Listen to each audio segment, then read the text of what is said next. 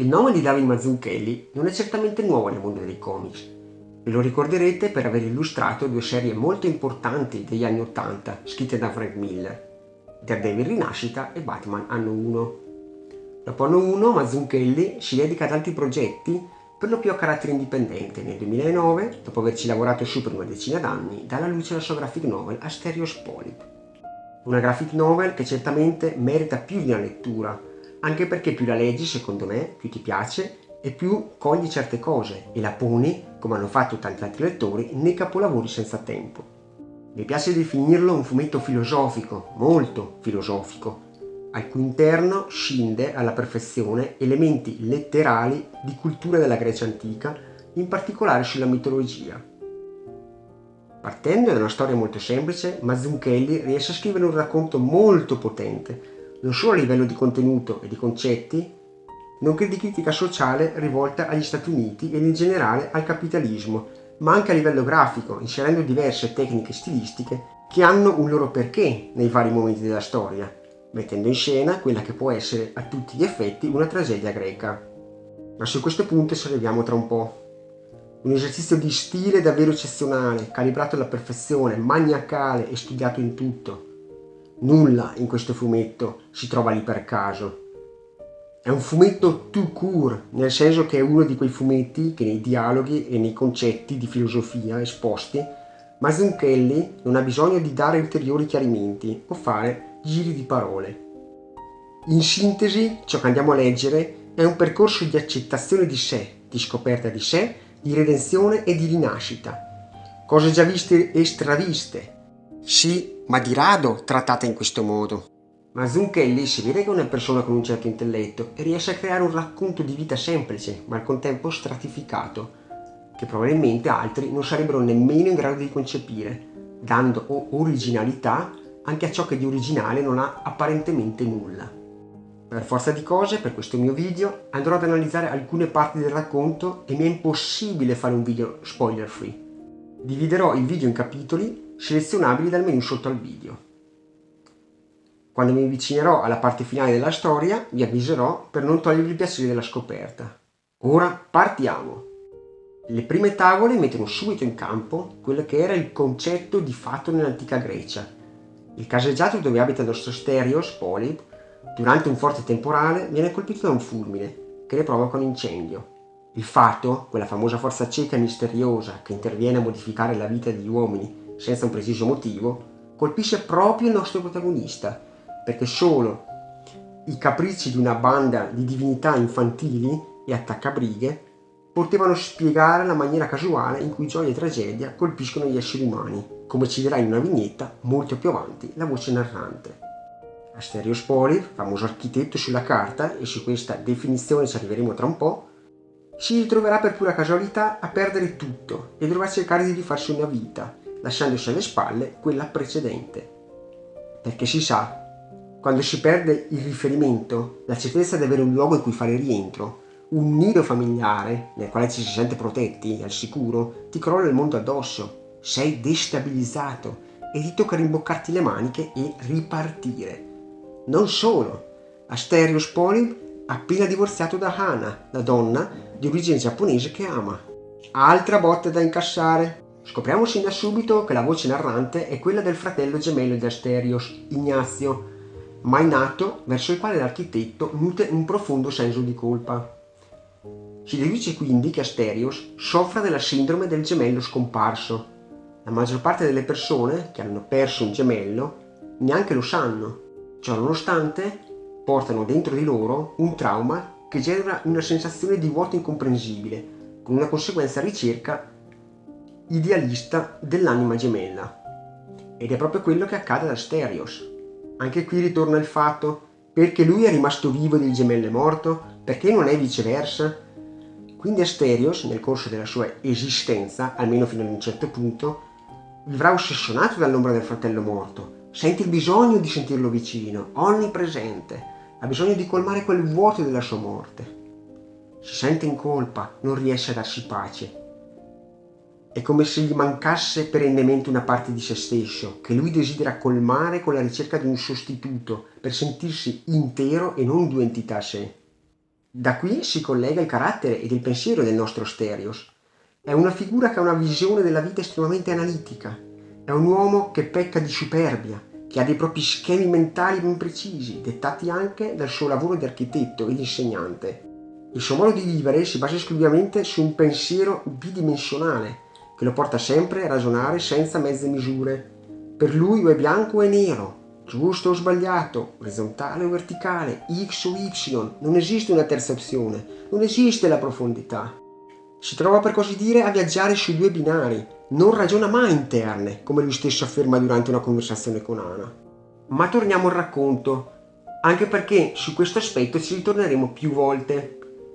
Quando lui abbandona l'edificio in fiamme, distinto si porta 3 oggetti: l'accendino regalatogli da suo padre, il suo primo orologio acquistato con la sua paghetta e un coltellino svizzero. Ben presto, nel racconto Asterios, si sbarazzerà per prima cosa dell'accendino, dandolo ad un anziano perché gli ricorda molto suo padre.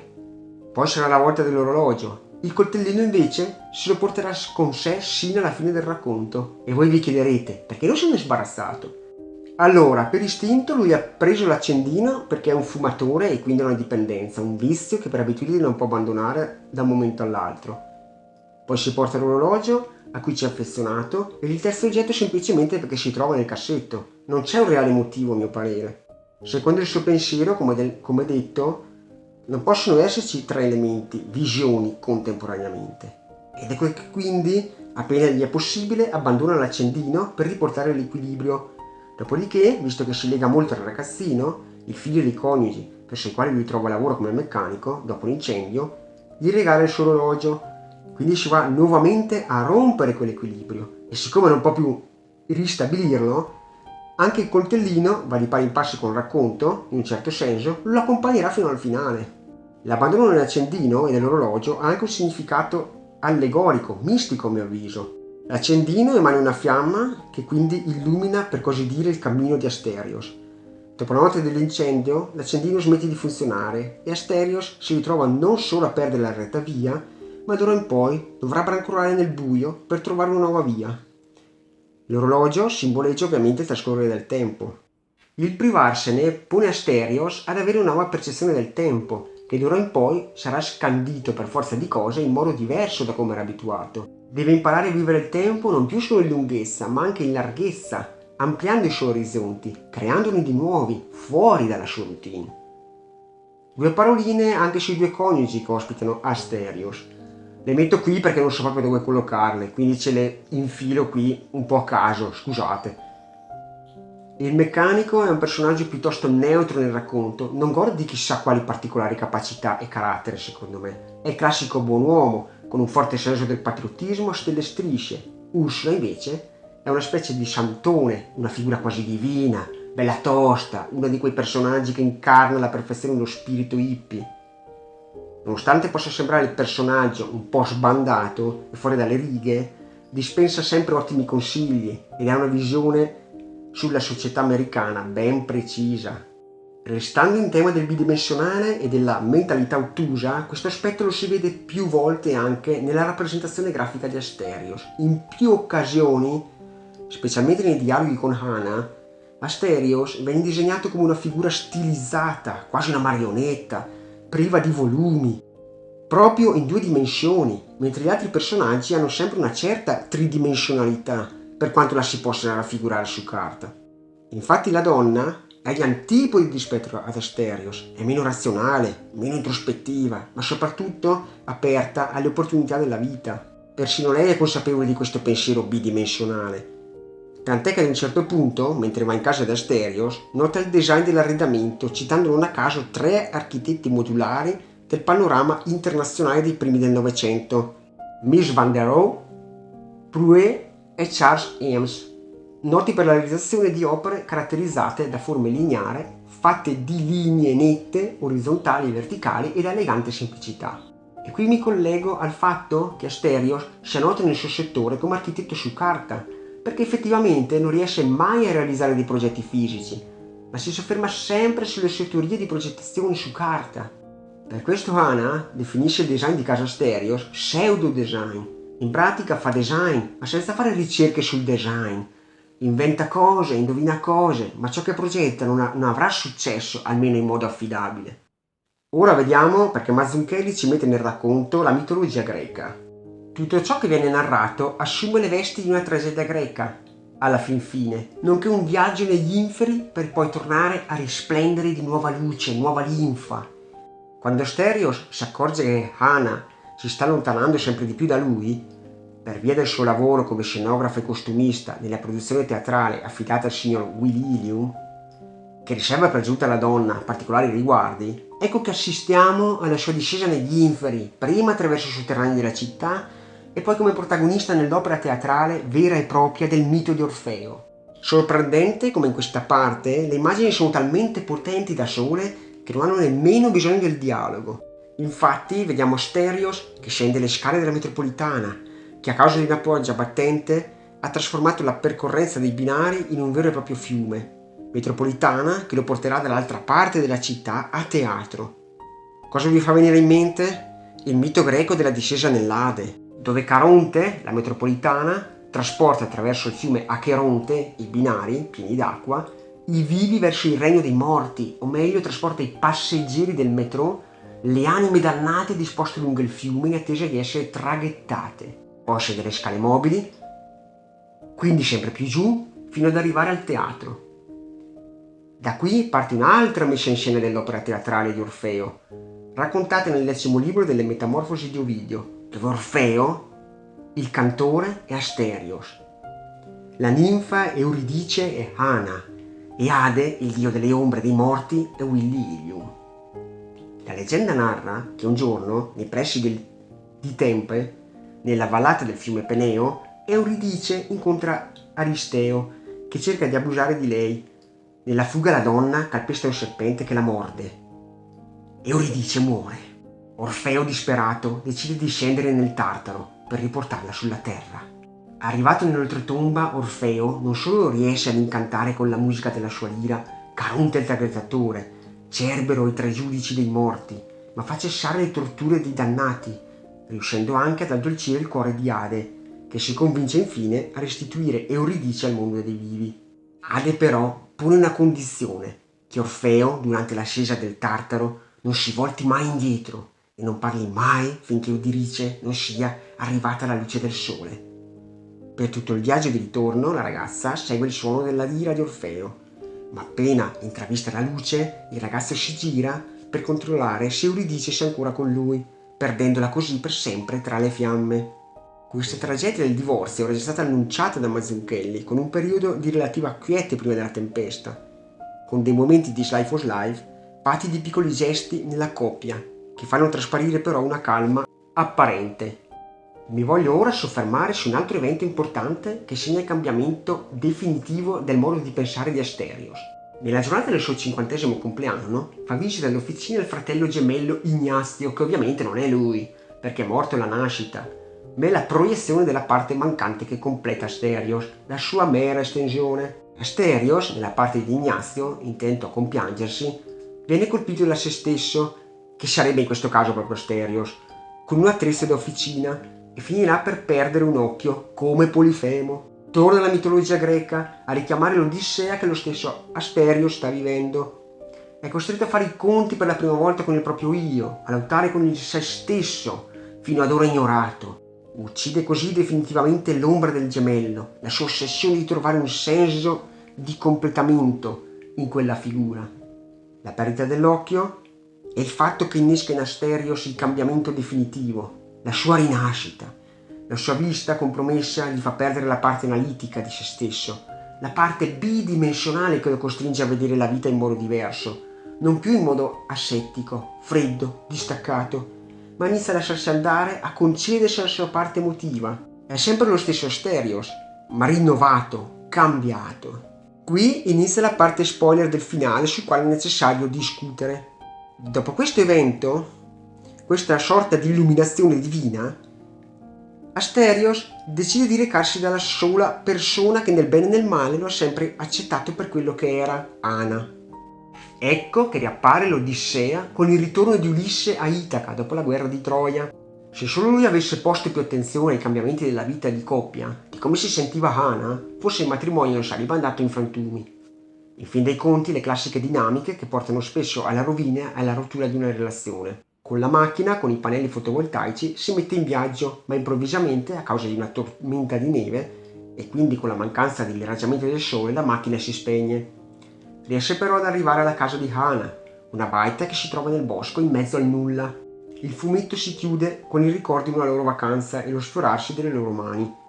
Le ultime due tavole finali sono il compimento di tutto il percorso, il viaggio che Asterios Polyp ha fatto per rinascere come persona migliore. Mentre la coppia è in casa, improvvisamente cade un enorme asteroide. Asteroide che può essere inteso come un segnale di luce di una nuova creazione, ma dall'altra può essere inteso nuovamente come l'arrivo del fatto che genererà di nuovo dei cambiamenti nelle loro vite. Tavola finale che si collega alla tavola di apertura del fumetto a sottolineare in un qualche modo il circolo vizioso della vita con i suoi alti e bassi, imprevedibili.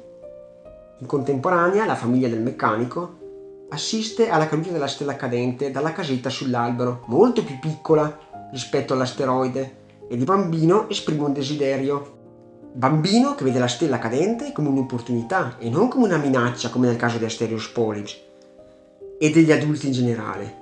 Mazzucchelli ci fa capire che il segreto della felicità, non è che sia una novità, sta nella semplicità, nei piccoli gesti, nel ritornare se vogliamo al nostro stato primordiale. Infatti, altri elementi in contrapposizione di inizio e fine volume sono le due abitazioni, una caratterizzata da una struttura articolata, complessa, come può essere appunto un condominio in un contesto urbano e tecnologico. L'altra è una semplice baita in legno immersa nella natura, lontano dalla civilizzazione dell'uomo e da tutti quei fattori esterni che rovinano, turbano la tranquillità. Come detto in precedenza, all'interno di Asterios Polyp troviamo molti concetti di filosofia, ma sui quali preferisco non soffermarmi, perché altrimenti non ne veniamo più a capo. Piuttosto vorrei riportare un pensiero fatto dalla moglie del meccanico, ve lo lascio qua come immagine. Ursula, a mio avviso, è il personaggio con le palle, con una visione netta sulla società americana. L'ignoranza sottomette i popoli, l'istruzione sottomette i governi. Morale, meglio un popolo ignorante e mantenuto nell'ignoranza piuttosto che investire nell'istruzione. Dialogo tra i due personaggi, sempre attuale. Analizziamo ora l'aspetto grafico e stilistico dell'opera, con particolare attenzione ai colori utilizzati da Mazzucchelli sapientemente. Sulla rappresentazione dei personaggi ci siamo già passati poc'anzi, piuttosto il colore di ogni vignetta è ciò che esalta questo fumetto. Come sappiamo, i colori condizionano le nostre vite e le scelte che compiamo non sono mai casuali, spesso rispecchiano lo stato d'animo di quel momento, anche se noi a livello cosciente non ne siamo consapevoli. Troviamo per lo più le sfumature dei colori primari, quali l'azzurro, il rosa, il giallo più o meno marcati. L'azzurro rappresenta la pace e la tranquillità, uno stato d'animo inquiete. Il rosa, più o meno acceso, conferisce grande energia ed accentua ciò che si vuole dire, uno stato d'animo più inquieto, nervoso, ma al contempo simboleggia la femminilità. Il giallo è il colore della felicità e della speranza, della libertà, della positività, dell'energia e dell'ottimismo. Può avere anche dei significati negativi, spesso viene legato alla gelosia, la codardia, l'inganno. Il viola, risultato della fusione di due tendenze opposte, l'energia attiva ed estroversa del rosso e la riflessione introversa del blu assume significati psicologici diversificati. I suoi colori fondamentali, rosso e blu, subiscono una metamorfosi che va oltre i loro limiti, trasformando il viola nel colore della transizione, delle fasi di passaggio e dei processi che conducono dalla rottura di un ordine precedente all'instaurarsi di un nuovo equilibrio. Simboleggia inoltre la paura. Oltre alla palette dei colori, Mazzucchelli in alcune situazioni cambia stile di disegno, che diventa più nervoso, mosso, vibrante, a simboleggiare ancora di più l'aspetto ansioso di terrore.